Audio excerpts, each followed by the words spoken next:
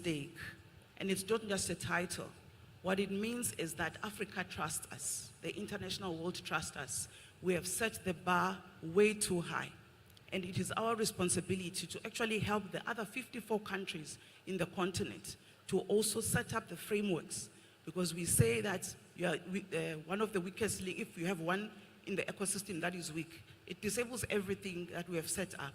So it is important for us as Ghana to take this challenge and help other African countries to also put the frameworks together, so when we need help or they need help, we're all singing from the same hymn book and we know what we are talking about. Thank you. Right, thank you. And on that note, I would like to say that the Cybersecurity Authority of Ghana has been ranked by the International Telecoms Union as a Tier 1 cybersecurity jurisdiction, which means that we are a mentor institution in Africa and across the world. And we actually have a near perfect score of over 98%. That is what she means by Ghana has set the bar so high for itself, and that becomes a big challenge. Dr. Finn, your final reflections? This idea of cyber takes a lot of money. And so we need heavy investment, especially in the facilities to run this cybersecurity. And that is what Wisconsin University is doing. We have the best, and I say the best in the whole of Africa. We have all the facilities, the equipment to train leaders, politicians, everyone, even the grassroots level. And it takes a lot of money. So all those who are going to be involved in this cybersecurity area, you need to invest. Without investment, forget it. It will be a failure. We have to invest heavily, and that's what we are doing. Those equipments that we have are used to train people how to hacking, on the hackings, forensic, artificial intelligence, cyber. We have everything there. If you come there now, you have a very good training to support the nation. Thank you very much. Thank you, Reverend Fianco. 30 seconds. On an institutional level, there's a lot that we are doing. So I would just say that on the personal level, let us all continue to do our part. Don't click when you are not sure. If something looks suspicious, yes, it is suspicious. Check if you have to. If you have to call somebody to advise, please do so. Let us leverage the knowledge resources around us to be sure that we don't make ourselves vulnerable, we don't make our institutions vulnerable. And like has been said, one point of vulnerability could affect many other people in the chain. Let's keep Ghana secure in cyberspace. Thank you. Right, thank you very much. Ms. Akapo.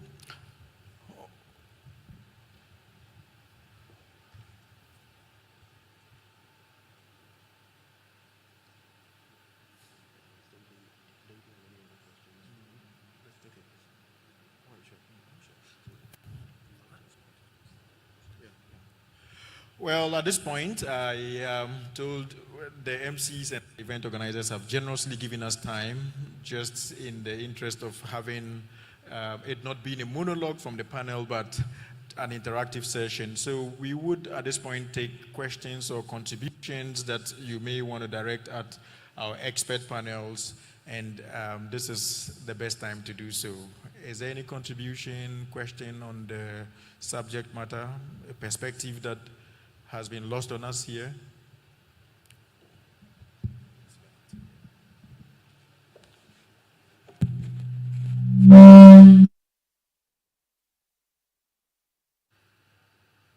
Hello. So at events like this, sometimes we come, we listen, but we have a lot in ourselves. There are so many professionals here. No one person there is the repository of all knowledge. So please, if you have anything to share, would like to take that. We have our first. Please, when you get the microphone, quick introduction, who you are, and then we'll take it from there. Should I stand or just? All right. Thank you very much. My name is Sylvester Chejemfi. I'm from the Ministry of Gender, Children and Social Protection. The internet has become a global community for both adults and children. And I'm increasingly getting worried because of the use of the internet for pornographic facilities. And so I would advise that we need to secure the frontiers so that we will be able to prevent children from abusive use of the internet, since that they sharing the same community with adults. In fact, I have a lot to say, but then I wouldn't want to, drag it. So I've just summed it up that way. Thank you. Thank you so much for that submission. Okay, so now I see hands going up. So let's do it in batches very quickly so that we have some coordination. Adam, I see your hand up, my fellow Bobu. I saw a hand up there. Any other hands? And I'm laying with Bekasa. All right, so let's start with Adam. Thank you very much. My name is Adam. I'm a musician and a brand ambassador for cyber awareness. I think my concern stems from the fact that communiques and information on everything cybersecurity has a lot of terminologies, and the masses that are our mothers and people in the hinterlands don't get to understand this information that is shared.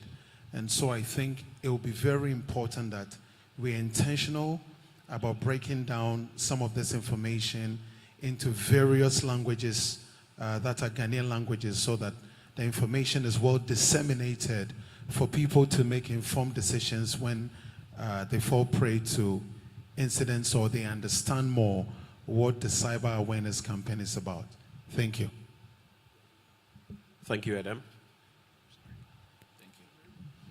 Thank you very much. My name is Abubakar Isaka, the president of the Cybersecurity Expert Association of Ghana. I'm glad Madam Audrey is on the stage. Somewhere last year, we had a discussion where she made mention of collaboration among the board level. I'm glad Doctor made a comment on this. Since the topic centered on collaboration, knowing very well that the board takes strategic measures that goes down to the various organizations, we need to admit the fact that we do not have cybersecurity agencies in most of the government institutions and even other institutions and private sector as well. How are we doing this collaboration with the board so the board can strategically take this decision to go down to the institution so that institutions will have cybersecurity department and agencies so we can fight this cause of cyber menace? Thank you very much. Dr. Tonzwa, would you like to come in here, or should we proceed with a few more? Yeah, Mr. Abubakar, was that a question or it was a reflection? He says it was a question. Oh, well, so I guess I may direct it to Mr. Wua because he is very keen on the industry forum and the industry code. I think that sort of addresses that concern. Yeah, I don't know what it's your actually in thoughts are. the industry code. One of the requirements in the code is for each board to have a cybersecurity expert as one of the board members. So once we all comply with the governance structures that are established within the industry code, we'll be operating on the same level field, and we will not have the situation where one board is so versed within this cybersecurity architecture in the space, whereas a company that is playing a key role within the national system has no expert on that board and therefore is lacking the knowledge and the skill to be able to oversee what cybersecurity strategies the organization they are supposed to be overseeing are running. So it all draws from how compliant all of us are going to be to the industry code. Yeah, I think that should address it. Yeah, just to say a few words around that. The industry code has been activated now, and the constitution is ready. The industry forum is in place. But aside that, we have the Joint Cybersecurity Committee, which has stakeholders from virtually every industry that you can imagine.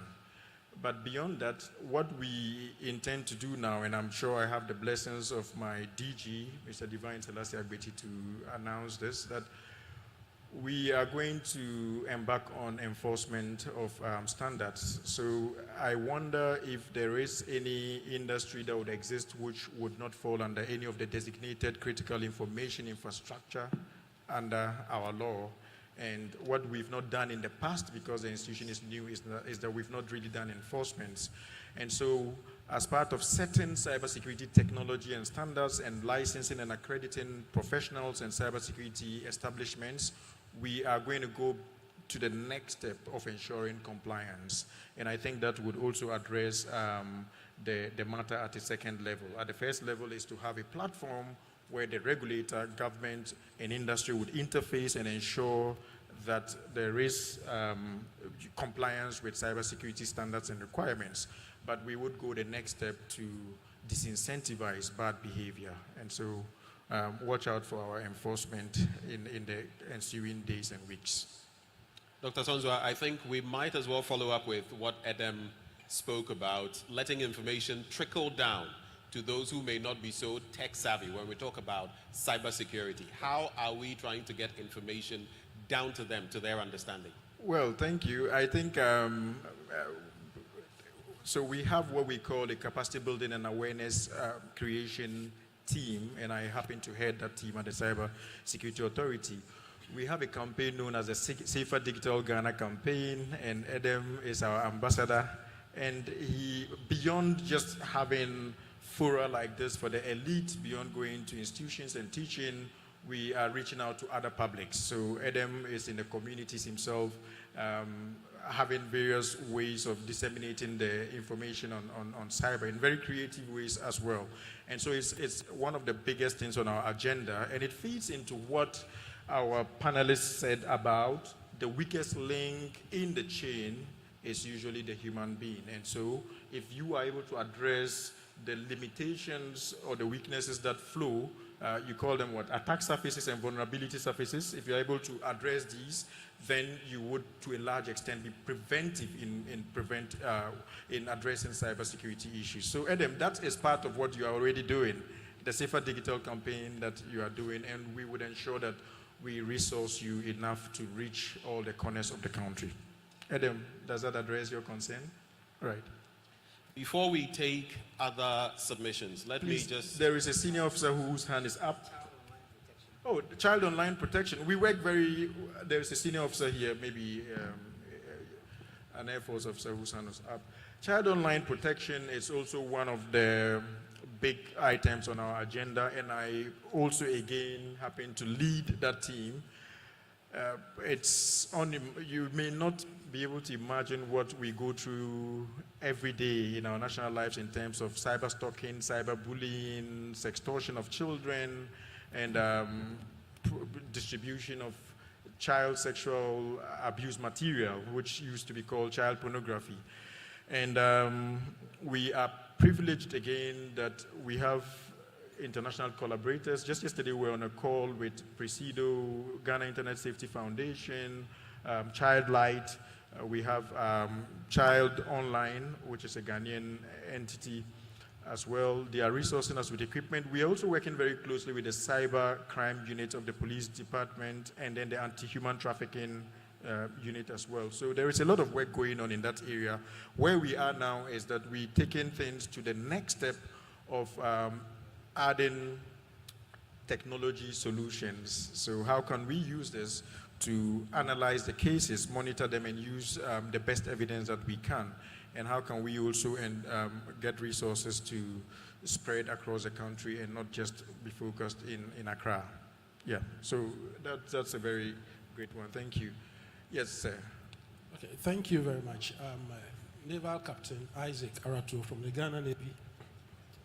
And a very good inputs from the panelists. I think national security, cyber security awareness, I want to take it a bit up. Most of the discussions here have looked at, like the operators, how we ought to be aware of our environment and how we can contribute to insecurity within the digital space. But my question is, and probably Mr. Fianco who is the acting deputy director. To what extent is the NCA involved in shaping strategy, in shaping policies at the strategic level when it comes to communication security? And how are you concerned when it comes to this setting up of strategic information infrastructure in the country, especially when we are awarded this contract to international partners? To what extent are you concerned about this? Because that is also another layer. What is the level of infrastructure, information infrastructure that we have? Who provides this infrastructure? Is this something that is also of concern to you as the NCA? Thank you very much. Reverend Fianco, would you? Yeah, he directed that to you. So thank you very much. So yes, we give policy advice to the policymaker. Just to clarify that the Minister for Communication, Digital Technology and Innovations is the one who makes policy for the sector. But our law also mandates us to provide advisory on issues that we consider necessary. Sometimes it goes both ways. The minister could bring up an issue and ask our advice on, and sometimes we also volunteer advice. So these are issues that, you know, the current minister has been very involved in us discussing. There is currently ongoing review of the legislation in the entire sector, trying to bring things up to the level of current technology. And security for technologies is important. We have recently brought in regulation for dealers. So in the past, some of the companies that supplied equipment to some of the operators in the market were not directly under regulation. Okay, the dealership licenses that they used to have, they didn't have requirements that allowed us to get deeper into some of the things that they did. But those are the things that in the course of this year we have begun review of, just to make sure that we have broader oversight, so we could at a very strategic level be able to, one, appreciate what it is that they are supplying into our environment, and then we would be able to then make recommendations whenever we identify that certain things could pose risk to our national security. So yes, it is something that is of great concern to us, and working with the policymaker, we have done revisions of some of the existing frameworks to ensure that our oversight is now enhanced. So one, we can know, and then we can be able to react in good time when we identify vulnerabilities. Thank you very much, Reverend Fianco. I see Dr. Kevo, who is with us here. Dr. Kevo, this probably comes close to your domain. Do you want to share some reflections on that? You would say, okay. But Reverend Fianco has hinted at something which is even in the public domain, that the Honorable Minister for Communications, Digital Technologies and Innovation has as one of his top priorities this agenda to ensure he happened to be on that forum as well. And so how do we ensure, from our perspective, Cybersecurity Authority, we have what we call Cybersecurity Technology and Standards. And if we're working with NITA on this, with the NCA, and probably even the Ghana Standards Authority, we would be able to regulate some of these technologies. Thank you very much, Dr. Tonswa. My apologies for cutting in. His Excellency, the President, is with us. I'm sure you heard the Guard of Honor. But there are some submissions that I noted some of you wanted to deliver. So all I'm going to say is let's be snip with them very quickly so that you can share your thoughts. I'll start with you since I'm closest to you. Your name, quick submission. I saw 5 hands up, so I'll take 5. Thank you very much. I'm Colonel Mark Ankobia. Mine is a future-thinking question. What role should AI and emerging technologies play in Ghana's multi-sector cyber strategy? And what guardrails are non-negotiable? I will just ask one. In fact, I had 2, but... Thank you for making it brief. Yes, sir. Thank you. My name is Bruce Ajangbe from Global Cyber Friend Security. Please, my question is, what are we doing to educate or implement global cybersecurity awareness into the next generations? Thank you. Thank you very much. Similar to what Edem asked. Was your hand up earlier? No. Okay. Okay, so Please, are you taking note of the questions? You may take some. Okay, so I'm Agbenya Adote. I'm from the financial sector. A year by this time, for the Joint Cybersecurity Committee, what is your expectation of the maturity level of the critical information infrastructure sector? I just want to have that understanding. Thank you. Brief question. Yes, sir. Thank you. My name is Enyo Teteno Manyo. I'm a cybersecurity analyst. And my question goes to the agency. What are you doing in terms of the CIAs? When we say CIAs, the confidentiality, integrity, and availability of information. Because when you look around, a lot of times when you go to institutions, these things are not complied with. And information is always all over the place discriminately. So what are you doing as an agency in order to curb this menace and within the framework of cybersecurity? Thank you. You kept mentioning agency. Did you mean the Cybersecurity Authority? Right. We had two more, I believe. Two more hands. Please pass it. Hi, my name is Daniel Asimini Jima. I represent Persol Systems. My question has to do with the recent use of AI agents or ChatGPTs. These are helpful resources. However, the same resource can also be used for malicious intent. I'm saying this in recent attacks where AI agents were used to create malicious emails where the detectors were not able to detect them. So what are the steps that the agency or the team can give us to help us look at how we can maintain a very secure cybersecurity environment? Thank you. Okay. Thank you very much. My name is Robert Frimpong from First National Bank. My concern has to do with, we're talking about cybersecurity awareness. However, I want to ask the authority, how are you managing or regulating media houses when it comes to people coming to speak on cybersecurity? You realize that there's too many misinformation and disinformation. People come and speak in the name of being cybersecurity experts, but you sit back and you realize that the public is being misinformed. So is there a way to regulate that area as well?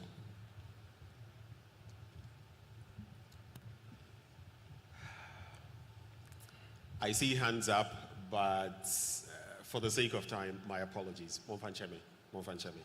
Okay, distinguished panel members, would you want to address some of the questions?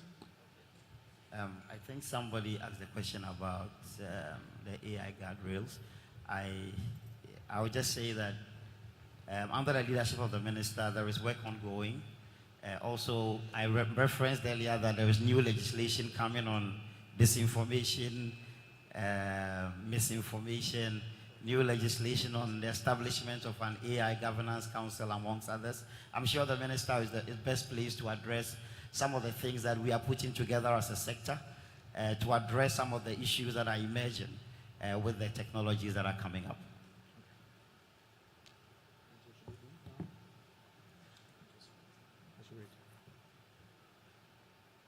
Let me also quickly do this for the sake of those who have been following online. So some thoughts expressed. Ebenezer Hayford says, what frameworks exist for coordinated incident response between government, telcos, and banks if a large-scale cyber attack were to hit Ghana? And again, how aligned are Ghana's cybersecurity frameworks, for example, the Cybersecurity Act of 2020, NCA regulations, with international standards such as NIST, CSF, ISO 27001, and GDPR. And the same person again, the final one.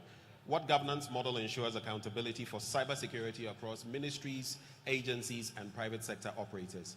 My boss is here, DG. I don't know whether you'd hazard answers to those since the NCA was mentioned, or whether we should proceed. I'll leave it to you, Dr. Tanzwa. Oh, was that a question to me? Directing it to the acting DG of the NCA, but Excellent. With your permission. Right, of course. He wants you to repeat the question. Okay, so what frameworks exist for coordinated incident responses between government, telcos, and banks if a large-scale cyber attack were to hit Ghana? I'm putting them together. The person also asks, are Ghana's cybersecurity frameworks, how aligned are they? The Cybersecurity Act 2020 NCA regulations per international standards. And he mentions NIST CSF ISO 27001 and GDPR.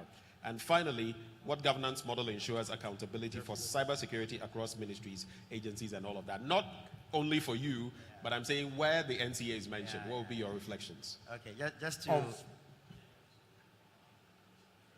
Okay, so just to say that at the beginning of this conversation, we spoke about collaboration.